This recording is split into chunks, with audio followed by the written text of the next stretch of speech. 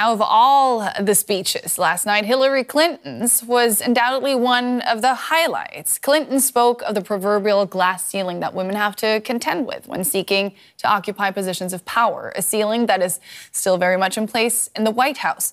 In 2016, Clinton herself ran to break through that barrier, but lost the election to Donald Trump. Let's take a listen. Together, we put a lot of cracks in the highest, hardest glass ceiling. And tonight, so close to breaking through once and for all, I want to tell you what I see through all those cracks and why it matters for each and every one of us. What do I see?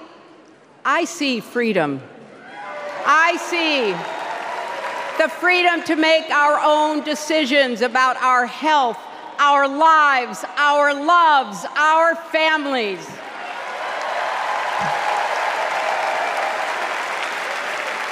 The freedom to work with dignity and prosper, to worship as we choose or not, to speak our minds freely and honestly.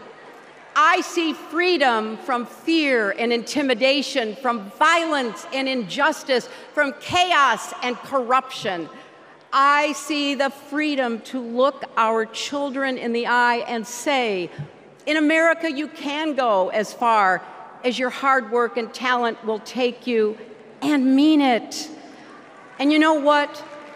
On the other side of that glass ceiling is Kamala Harris raising her hand and taking the oath of office as our 47th President of the United States. Let's take a closer look at all of that with DW's Janelle Dumalaon, who is at the convention in Chicago right now. Janelle, Clinton was one of the most prominent speakers on the first night of the convention, and she delivered a resounding endorsement of Kamala Harris. What is their relationship? Well, Nicole, it's quite well established that Harris and Clinton really developed close ties in the last years. They've developed a sort of mentor-mentee relationship.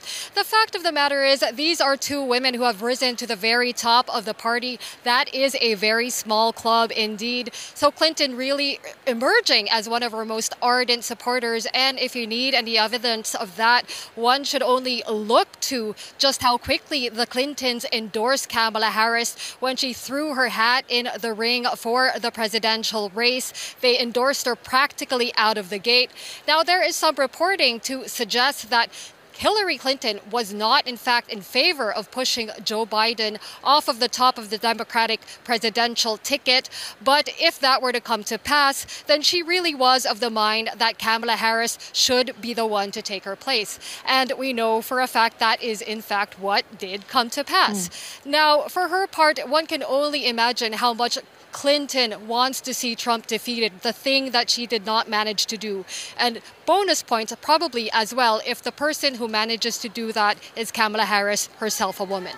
Yeah, Harris' election would be historic in many ways. She would be the first woman president, the first woman of color president, but that doesn't seem to be something she's leaning into.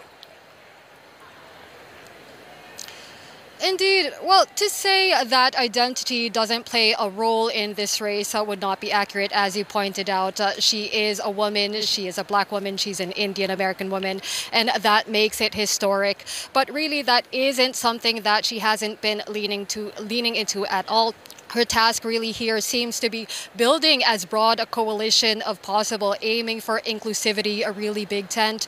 Now, the way that she's been doing that is that she's been emphasizing her middle-class roots. She's been emphasizing her ability to relate to working life, and that is a tent that does not get much bigger. So she's pretty much left the emphasizing of her identity to others. When Hillary Clinton spoke about her on that stage behind me, as you said, she did refer to gender, she did refer to the highest and hardest of glass ceilings.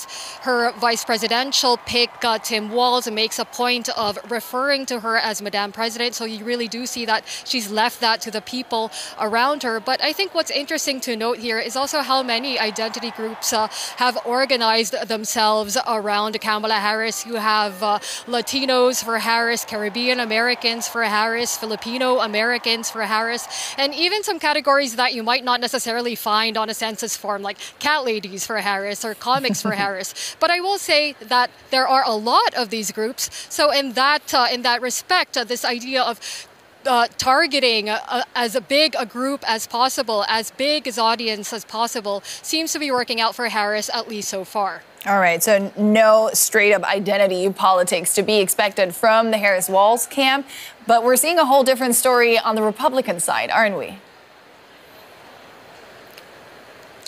Indeed, they have made identity a focal part of their attacks. We remember, like, just from a few days ago when Donald Trump was interviewed on the stage of the National Association Black Journalists Conference, and he made these comments about how Kamala Harris has always emphasized her Indian Americanness. Now, all of a sudden, she's coming out as black. These were, of course, quite racist comments. And I also have to say that I've spoken to quite a few prominent Indian Americans from the Republican side, and they have made the opposite point, that they feel that Kamala Harris has always emphasized her blackness, and all of a sudden she's coming out as Indian American. So really, this is something that they have chosen to target. Kamala Harris herself has pretty much shrugged these attacks off, pointing to just how Donald Trump's aim in his campaign is to be as divisive as possible, not really giving much air to what he has been saying about her identity.